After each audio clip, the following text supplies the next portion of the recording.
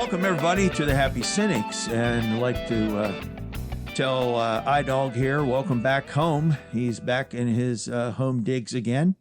Yeah, hopefully my audio is a little bit better than it was last week. But we do our best around here. Sounding good. How are the folks doing? They're doing great. They're actually home all by themselves. Nice. Back to their normal routine, it seems. Well, good. Just in time for the holidays. And, well, I've been thinking here, getting ready for 2024. And I mentioned this to Isaac. We've been talking. We're going to initiate in the next couple of weeks and kick off what we're going to call the Deprogramming Project. The choice of that title is really, it ties back into the main theme of the podcast when we started. I talked about information overload, and I still think that's a big problem. I don't think that that's going to go anywhere. And the problem is that we're now at a point in American U.S. culture where we are becoming more aware of how other people think, and you have competing visions for the way society ought to be. What is needed at this point is that we ramp up our ability to reason, compromise, and be tolerant, and learn to coexist peacefully. But instead of doing that, we have all these talks, people expressing their views of how they basically are trying to take over society and impose their view of life on everybody else, from one side or the other. And to a certain extent, that's a very dangerous thing. Yeah, it's interesting if you look at the history of Germany, the Weimar Republic, the Weimar Republic, right, was an extremely progressive, tolerant, open-minded society culture, and it was that very open-mindedness and that pluralism in culture that caused that combined with the economic problems of World War I that combined to give Hitler his power in Germany. Right.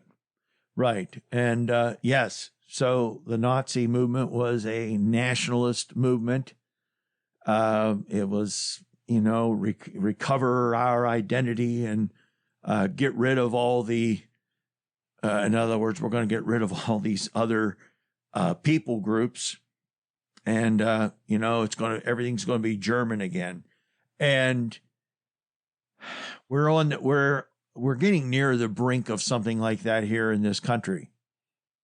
I would hope, I really do. I mean, now if people are bent on just fighting this out and seeing who wins, I really still hope that there are enough of majority of Americans who do not want to see one party or the other basically imposing its ideology on everybody else, limiting people's right to vote, limiting our democratic control over our government. I think a lot of this has been really made worse by the fact that we're now getting supposed news reports 24/7. And even when they're not the news reports, we're getting commentaries. I remember as a kid, you would get, the couple-minute hourly update on a radio station, or, there was maybe the morning news and the 5 o'clock news or 6 o'clock news, something like that, and then the news before you go to bed. And those were, half-hour shows. Then they started adding these 1-hour network shows for the whole network, not just the station. Then you had radio go on to talk shows where people would listen for 2-3 hours on end. And now we have 24/7.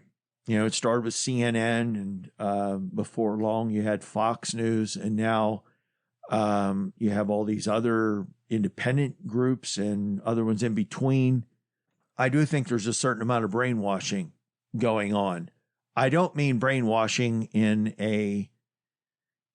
like the old mystical, Manchurian Candidate type of sense. Like the Manchurian Candidate, it was about these guys, captured in Korea, and then they were brainwashed. And I mean, everybody's afraid of brainwashing. It's kind of like hypnosis. Like, the hypnotist gets somebody up there and tells them to take off all their clothes and they do all this stuff, or, take a knife and stab somebody and they stab somebody or whatever. That kind of stuff is far-fetched. But basic repetition and people hearing things over and over again, if people don't have critical thinking skills to say, hey, how do I really know that they know what they're talking about? How do I know that I'm getting all the information here? It's just like our technology, okay? Even like labor-saving devices. We use labor-saving devices and, dishwashers, washing machines. So people were no longer doing these things by hand anymore. But instead of, still like we take advantage of these and then become lazy and out of shape and then start having all kinds of coronary problems and other things because people are letting the machines work for them and then their bodies aren't getting enough exercise. Now we've got the same thing with the entertainment media, computers, and people are letting other people think for them. Yeah, I think it would be just to the point of like labor-saving machines. We've also made an environment in which it's not really possible to get the proper amount of exercise anymore. Like, right. Okay, so like think of the car as a labor-saving machine. You can't walk anywhere anymore. It's too dangerous. Right. And nobody has time to wash their own dishes anymore. Well, the time is the main thing, see? Right. So we find these ways of, to save some kind of labor or work. But then all we do is fill up our time with a bunch of other stuff. And then we don't take time to exercise our bodies, exercise our minds. And we fill up our time with a bunch of other stuff. So people like, well, I don't have time to pay attention to the news. I don't have time. So they basically just tune in to their favorite personality and just swallow whatever these people are saying and swallow it whole. That's the kind of brainwashing I think's going on. People think because they hear it so many times and so many people say it in different ways that it must be true. If everybody thinks this, it's got to be true. What I'm kind of hearing you say is that the evidence of someone being brainwashed is not that they can be like mind controlled by the government from long distance, but rather someone who's been brainwashed is someone who will not ask questions about fundamental assumptions. Exactly. And yes. So when you say that, the way I kind of understand it is similar to the way the military treats boot camp. Mm-hmm. Boot camp is just a very controlled environment where there's a lot of repetition, all designed to make you never question an officer's orders. Just perform. Right. Yeah, it's never the point where a soldier loses his or her ability to think independently or to act independently, but the environment, like you say, is controlled in such a way that most people aren't going to have the courage to do that. Like it's going to be discouraged. And we're headed, and if people don't want to exert the energy and the time to think for themselves, how many people complain about the two-party system, and yet they'll just keep voting for whoever's in their party. They don't even know what people are even voting for. They don't even know what party platforms there are. They don't know who's controlling the party with their money. They don't even pay attention to what people's motivations may be. Why are they interested in this? What are they getting out of it? Anyway, what we want to do here, okay, is equip people to be able to get out of this kind of conditioning. It's really discouraging as a professor when you ask certain questions to students and you hear responses that they didn't come up with on their own. You hear responses that that somebody else has basically kind of like they've been conditioned to give it to them you. into believing certain things. Yes. And I'm not saying those things are even right or wrong, but it's like they don't even have the wherewithal to even question it or say, why should I believe this? Or why is this true? In what sense may this maybe is not as true in certain ways as what they want to say it is? Yeah, and to go back to that, like that military analogy, it's not that like the military is very effective because everybody knows what the procedures are. Even if you're alone and there's nobody to give you orders, there's always like a proper procedure for every situation. Right. Everything is planned. You're prepared for everything beforehand, so you don't have to make in the moment decisions. Right. That's very effective for the military, and it's not necessarily bad. But when you do that across a society, it's very, very easy for people who do think for themselves to manipulate them. Right. They think because people get on TV and, show a little bit of emotion or whatever, that they're really sincere. And it's just naive. It's just naive. It would be nice to think, and this is the thing. I know people, I've got relatives and friends who are just the most sincere people in the world, but they think because they are sincere that most everybody else must be as sincere as they are. And if somebody gets on there, I mean, let's put it this way. Some of the people who act sincere on television or whatever aren't really sincere. Some of them are sincere, but they're really not as smart as what people think they are either. And there's all different kinds of things. It's like, don't kid yourself. I mean, people, it's like the old adage, don't bite the hand that feeds you. You have to see who's paying the money for a certain service or what's going out there to really know what kind of a slant you're getting. The thing is, here's the bottom line. I want to go through some of the ways that it seems that people are conditioned to think in this culture and push back against those conventional ways of thinking. And basically, we're here to help you to do the critical thinking part. Say, okay, here's what a lot of people believe. Now, is this true? Is this not true? What basis do we have for believing this? Okay. Are there limitations to it? What can be said for it? What can be said against it? And maybe in this project, we'll even take some time. We haven't quite decided how we want to structure it yet, but we can even talk about, or even in the process, talk about different critical thinking skills. How do I wade through and work my way through all this morass of information and opinions? And if we don't learn look, here's the thing. If we don't learn how to think our way through issues very soon, then the only way to resolve them is going to be to continue to fight through them. And then we still won't have any real progress because we won't know why one position is any better than or any worse than another. It'll just be something different. So one of the things that I think could be a danger for us going into this project is to simply attack a position from an outside perspective, right? So like, all right, we're going to attack, let's say we attack people who like believe in the healing powers of crystals, right? All right. Just as like an out there example. Right.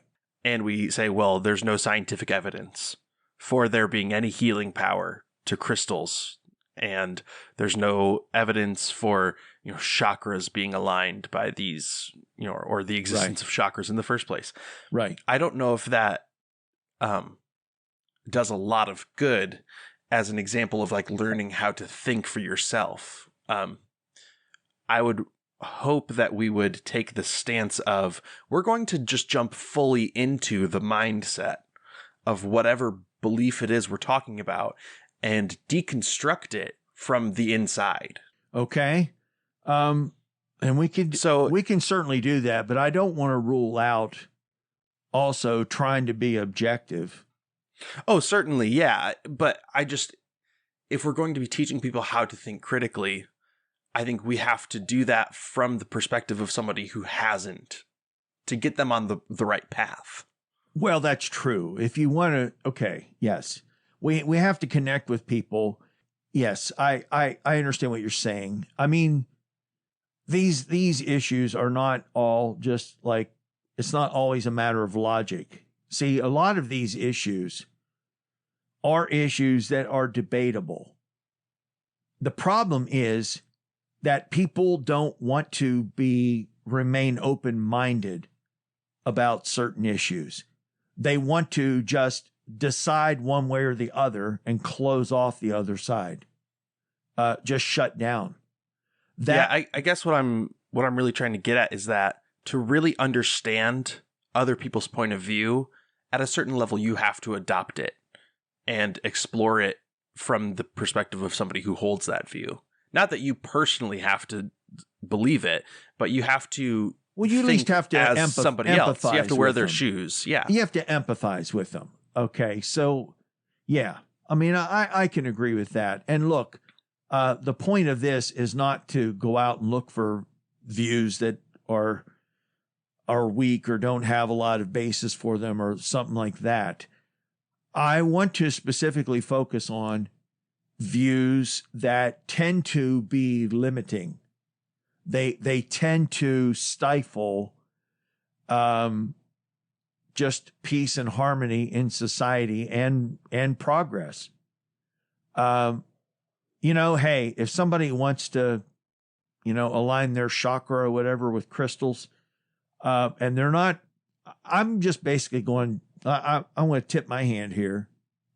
So I'm really going to advocate for, not necessarily, I'm not going to make the big argument for it, but I'm operating on the premise of something like libertarianism, that this country, what has made this country strong is libertarianism in the sense, but that's also one of the weaknesses.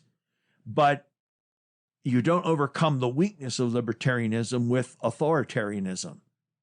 And that is what we're at the danger of right now. So libertarianism, you don't keep it in check with authoritarianism. You keep it in check with rationality and reason and debate. That is how it needs. We need to debate our way through issues, not bully and intimidate and coerce people into doing things our way. We're just going to end up being a whole society of, organized crime groups where everybody is just like a militant group trying to push, have its turf to control. It's like we condemn gang warfare in cities, but to a certain extent, how is what's being done nationally much different than that? It's this kind of territorial turf war type stuff. It's just like with, abortion and healthcare, like that case of the woman in Texas, where the fetus wasn't viable anyway. It wasn't going to be able to survive. Oh my, there have to be reasonable limits. There has to be, and I'm not really interested in picking apart people's particular beliefs.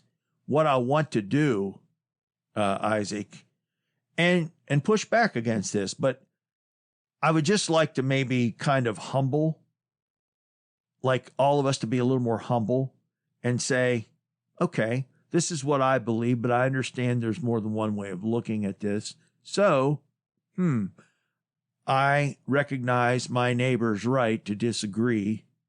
And as long as they're not harming anybody, okay, then they should have the right to follow their views, live their lives. I mean, I kind of argued this when we talked about freedom of religion in that episode, because I argued that this country, I mean, the reason we ended up with something like the separation of church and state is because we had the groups of people who were living in Europe in conditions where everybody was being forced to conform to the conventional faith of everybody else. And these groups didn't want, the Puritans and the Quakers, and they didn't want to conform to everybody else. And so they wanted to be able to live their lives according to their own conscience. And so why are we straying from that? That's the question I have. My only pushback to that, I don't disagree. I think that's actually the proper way to go about this is it's not so much what people believe, but how they believe it. Yes. Yes. My only pushback is that the only way to have community in that pluralistic, tolerant setting is, I would push back against the say la vie, do whatever, in terms of as long as you're not harming anybody. The only reason I would push back against that is because I think communities are more intimate than that. And I would want to explore the possibility of going through the argument and with empathy, which is, what you're talking about. Right. This kind of hit me in one of your classes, actually. We were talking about, he's the fundamentalist guy and he's really against evolution, late 1800s. Warfield? Benjamin Warfield? Maybe. Charles Hodge? I don't remember it. Charles Hodge. That's who it was. Charles Hodge. Yeah. We were talking about his arguments in class, and his argument against evolution is not really anything to do with the science of it. But it's fundamentally, if you believe in evolution, then you have to reconsider the origin of evil in human societies, right? Because original sin is no longer a viable option. Right. And you have to reconsider the lineage of Jesus because Adam and Eve don't exist. And because those two things are unquestionable for Charles Hodge, he says, no, evolution cannot be true. But unless you adopt the viewpoint of a fundamentalist Christian person, you're never going to understand that argument. Okay. So that's the best illustration I have, because that's personal for me. That was this is actually really important to hear people out from their own perspective and have that empathy of, I'm just going to lay aside the criticism for a second. Okay. Adopt your viewpoint until I really understand it. I see what you're saying. And we're probably at this point arguing over semantics. These are minor details, but I think they're important details. Well, this is something that I learned as a grad student at Notre Dame. At the lowest level, people aren't even really sure what they believe. Okay.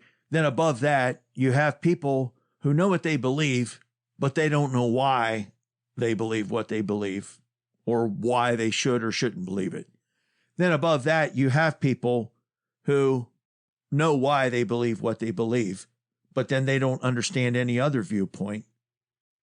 And then you have above that people who also understand other viewpoints, but they only understand them from an apologetic standpoint. This is what they believe, and this is why they're wrong. Okay, so when I teach world religions, all right, so I wouldn't say I'm teaching them to adopt the viewpoints, but they need to understand the worldview of the people and what those assumptions are. Yes, we will, when we go through these different views, I do want to look at these both internally and externally and understand why people adopt these views, how they're functioning, and then in critiquing the view and say, okay, well, here's why not everybody agrees on this and why there's not really a basis for insisting that everybody think this way, because that's really the bottom line for me. Like, for example, one of the things that's going to come up is this notion that everything that happens because it's God's will.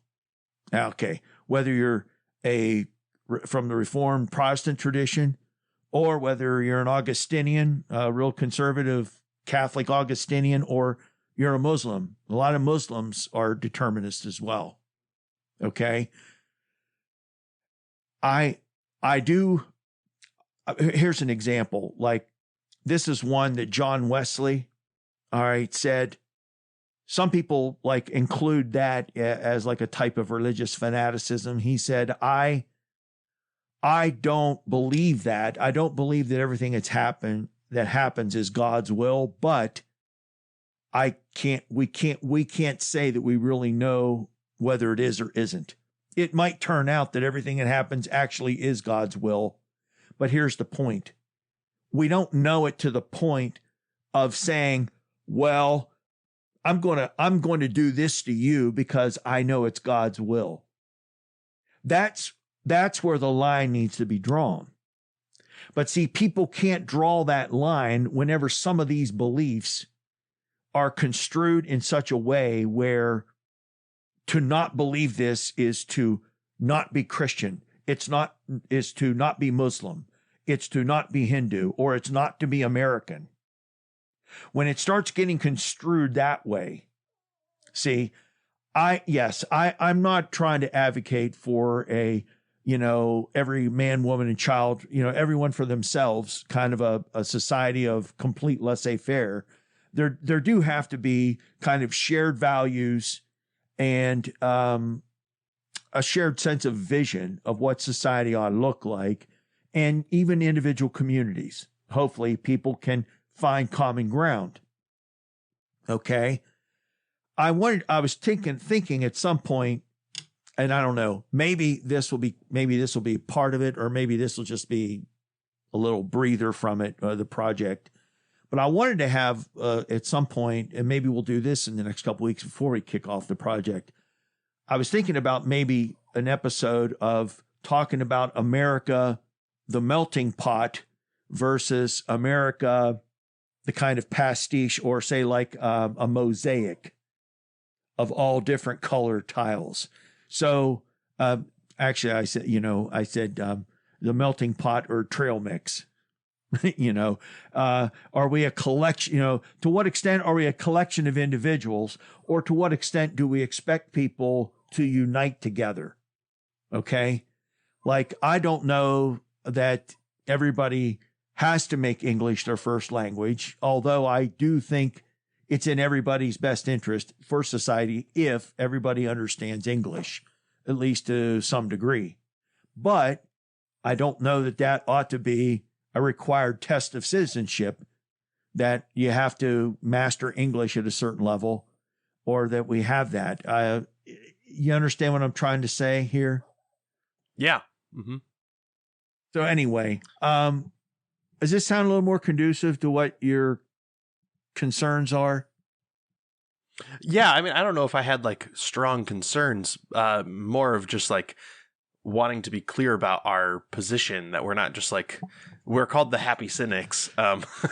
Yes. We're not just here to like put down certain viewpoints, but it's meant to be an exploration of how these can be expressed in a tolerant, or not even really expressed, but just like how these beliefs function, or why we believe certain things in the first place. See, here's the thing. I view myself as an educator as a type of liberator. that is what I see my calling in life being, is like an intellectual liberator. I have no desire to basically say what people should or shouldn't believe. But I do not think it's helpful for the individual or for society when people feel like I have to believe this. I have to go along with this because either my family will disown me or I can't function without it. It's my security blanket or whatever else it may be. I want to be the kind of person, not that I'm just going to come around and, knock over all your sandcastles or whatever that you've built up, but to show you different options and to help you. Let's put it this way. Our beliefs should serve us. We shouldn't be serving our beliefs, if I can say it that way. Yeah, I think that's a really powerful way to think about it. I think that's a really good way to think about it. Yeah, I had to decide at some point that I am more than the sum of my beliefs. Okay? And that the only way I can keep growing as an individual is if I refuse to let my current beliefs keep me in some kind of a stranglehold where I'm afraid to grow and stretch. And when people get to that point in life, that's what makes me sad. Because not only are they stifling other people, they're actually stifling themselves at the same time, even though they may not even realize that's what they're doing. Yeah, I remember I was in a class, a theology class, right? And it was like, this is a long time ago, but it was like an introductory theology class for all sorts of majors across the department. Right. And the way the theology class was constructed was we are going to define the scope of Christian theology and then judge things that are either within the scope or outside of the scope. Oh, my. As orthodox or yes, heresy. Yes. Like that was the way that the whole class was structured and the way that we were taught to think about what being a Christian is. Yeah. Now, at the time, I was already at a place where I was like, wow, that's nonsense. But I think that is the mindset that is so toxic that's inherent to so many of these like authoritative beliefs. Well, yeah. It's like if you are even an inch outside of the bounds, right, you are no longer this thing. Right. And here's the thing, folks. It's not necessarily the case that if you, like a lot of people, for example, I'm an ethicist. A lot of people want to view ethics as absolutes. And just for the plain simple reason that they're afraid that if ethics is not a set of absolute rules, then it's anything goes. Like everybody, not everybody, there are too many people who view too many things in life as an all or nothing proposition. It's either completely this or it's completely that. You're either a capitalist or you're a communist or whatever, that there's nothing in between. You're for us or you're against us. And that may have been able to function in previous generations and social context, but we're in the 21st century now where especially the younger generations know that things are not that simplistic. I know that for aging Americans, and I'm getting up there myself, it can be a scary thing when you're used to things being a certain way. All right. And we're afraid. I mean, I remember people saying, oh, we can't accept same-sex marriage because then people are going to be marrying their dogs and their cats. And, okay. There's a couple crackpots out there that probably want to marry Fido or whatever, I guess. But I didn't see people lining up to marry their dogs. I mean, it's like, well, if we let women vote, then this is going to happen. That's going to happen. I mean, a lot of this is like fear of the unknown. And you know, and everything is a slippery slope. Again, it's not saying, for example, somebody's religious views can be against divorce, but that doesn't mean it ought to be outlawed in society. Somebody's religious views may be that you shouldn't drink alcohol. And there's a number of religious groups that take that view. But that doesn't mean that it should be outlawed in society. It does mean there are dangers in drinking alcohol if you get behind the wheel of a car, et cetera, et cetera, et cetera. And so we have laws in place to deal with those kind of situations. But just because there are a few people, see, who can't handle that freedom or that privilege or whatever you want to call it, that freedom, doesn't mean that it ought to be illegal for everybody. These are the things that we have to learn to be able to live with in this country. This is how this country survived this long. And it's only been now going on about 250 years since our, I guess 2026 will be our 250th, since the Declaration of Independence. I was a kid whenever we had the bicentennial. I remember we all put on our tri-corner hats and everybody dressed up in at church, and we had like contests to see who could saw logs off fastest with cross-cut saws and all this other kind of stuff. Yeah, that's fun. It was pretty neat. We all had our little knickers and our little even some of the ladies like sewed these like puffy shirts and But we've only survived this long because we learn what is a healthy amount of space to give other people. Okay, you can't just give too much. I don't want, again, there's no basis for allowing something like pedophilia, and it doesn't matter if some people have that inclination. That clearly causes harm.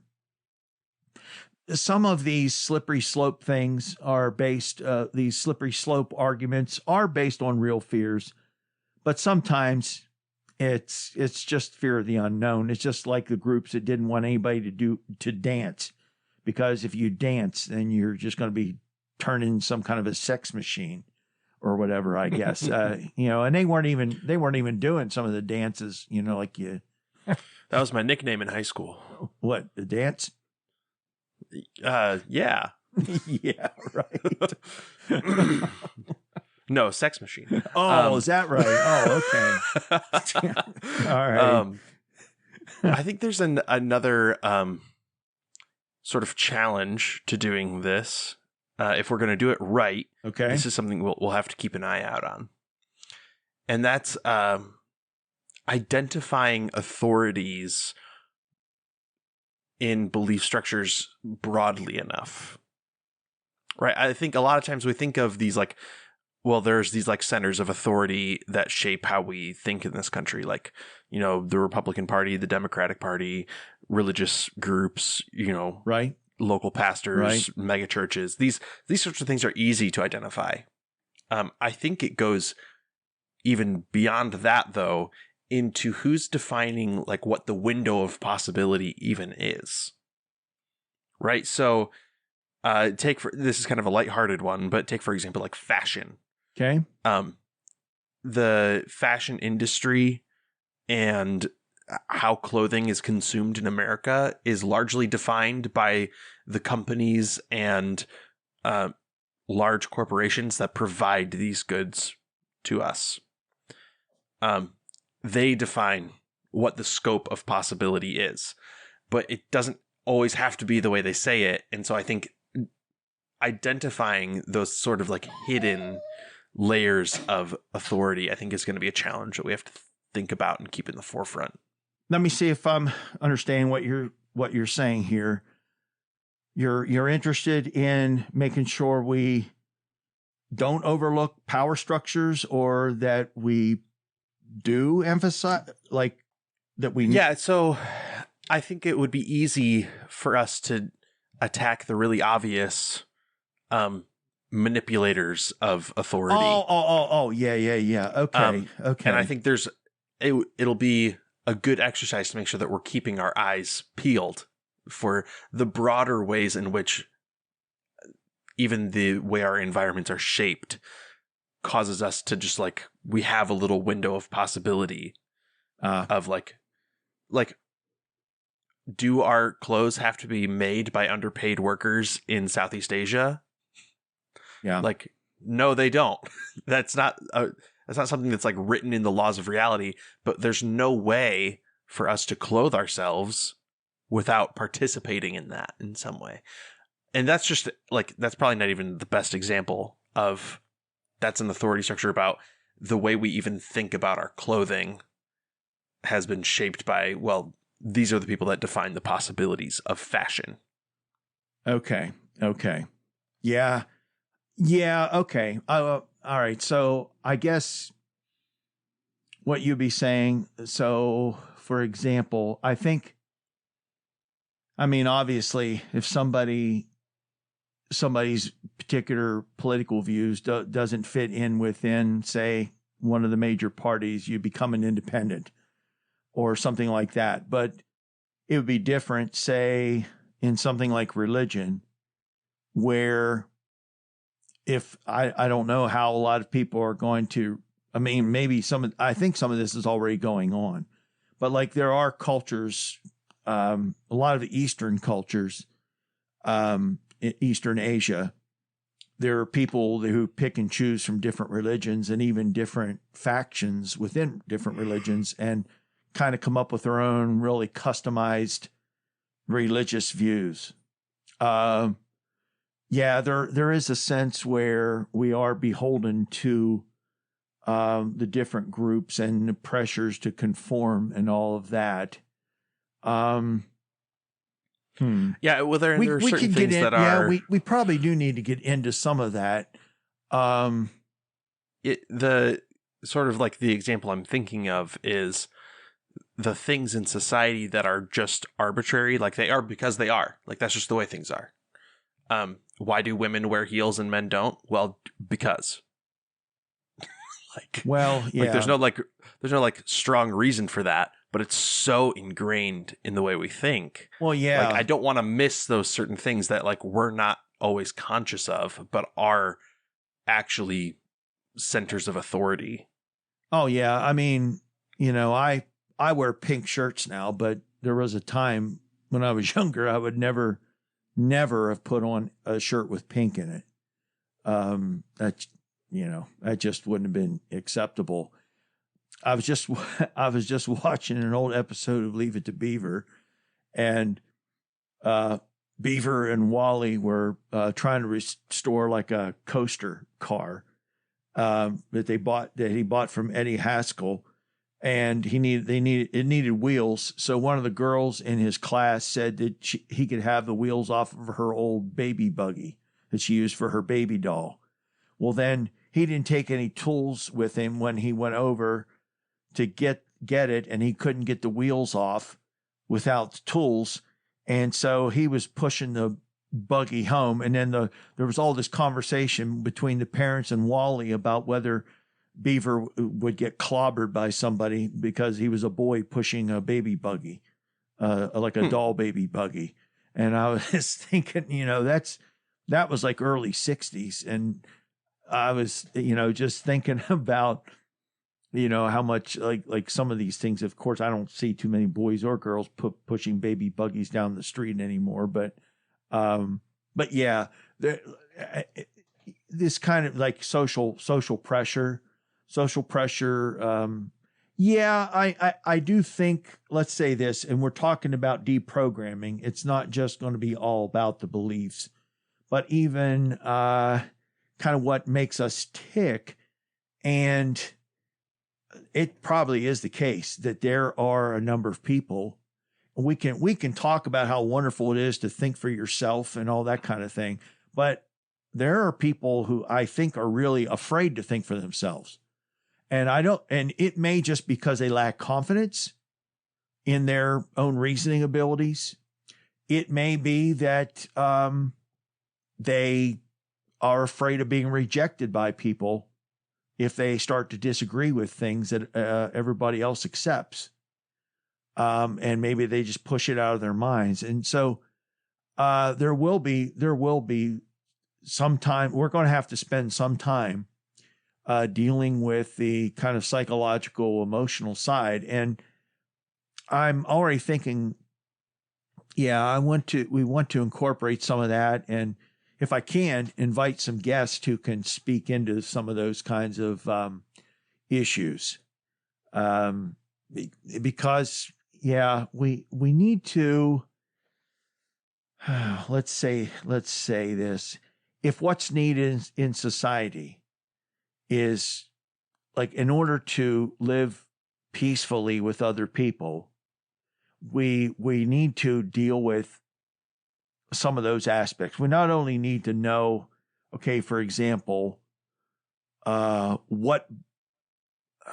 much certainty should we give the beliefs that we have, okay, or how strong of a stand do we take on different things, okay? We not only need to know that, but then even understand our own psychology and the different things at play with our self-esteem and our social circles and other things that are going on, to at least talk about that some, to help people at least get on the right track towards some kind of having a healthy interdependence with other people, not to be completely dependent on people or to just completely write other people off, but to be able to interact with people, rely on other people without being too sufficient on other people. And then at the same time, it's going to be beyond the scope of this project and maybe even this podcast to talk about, I don't know, maybe at some point we will tackle this in the podcast, but not in this project. But what kind of, if we're not going to have these kind of political, cultural wars, like have this going on and on and on, what kind of reforms and changes need to be made to our political governmental system so that we can achieve a new kind of equilibrium that everybody can live with and feel like they're giving everybody else proper space, but at the same time, they're also being given the freedom that they need. Because I was reading, it's just like there was a quote by Mitch McConnell. Whenever the Supreme Court ruled on Roe v. Wade, that new case that came up that kind of reversed that, and he was saying, "Oh, the voters finally now get to have a say in what's going on." And but I was reading comments of like some of the readers, and they were like, "Well, but that's the whole point. There are some things are supposed to be like, the question is this something that's a constitutional right?" And is not subject to majority rule. And at some point, those are the kind of things that we need to that needs to be discussed in this country.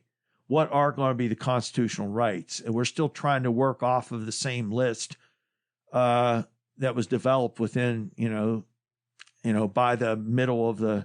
largely by the middle of the 1800s. And we need to maybe update this list a little more. It's just like the Second Amendment with gun ownership. Does that mean that everybody, if somebody wants to have bazookas and tanks in their backyard, that they're entitled to have them?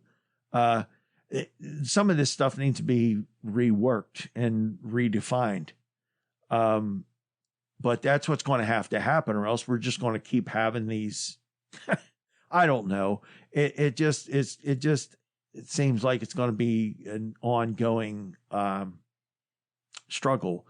And if we don't learn how to find some kind of happy medium, we're going to be condemned to constant battles I don't know. It's like we're going through what Europe went through in the century or so after the Protestant Reformation.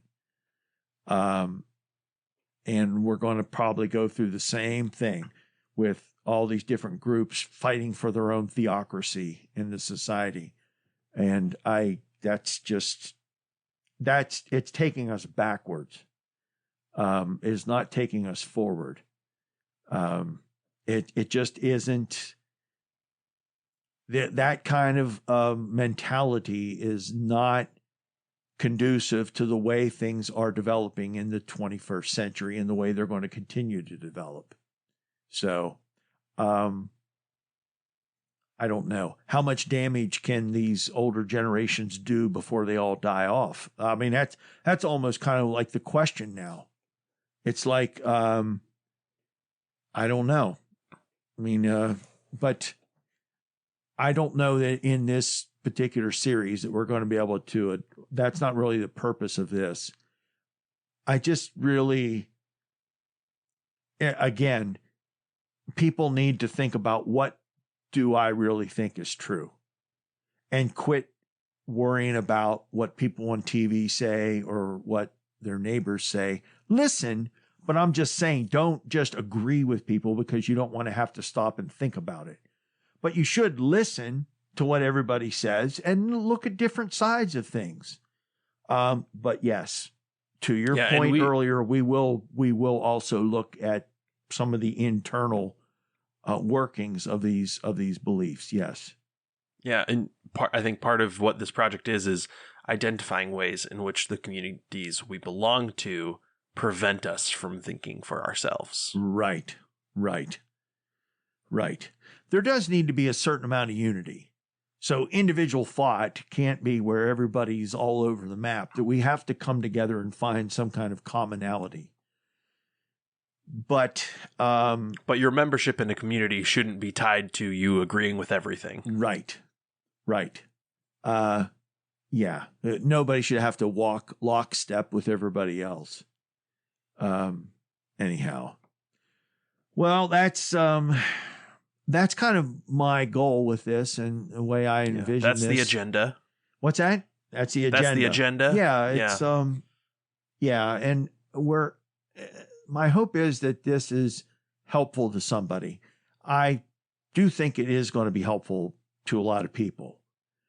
We're going to delve into, especially with some of the things that we're going to delve into. These are things that Isaac and I do have some academic expertise in, some aspects of these. And then there's other aspects that I want to plan ahead and have so I can start scheduling some guests we can record with and get some good qualified opinions to help us kind of dig through some of this and just even understand ourselves and what makes us tick.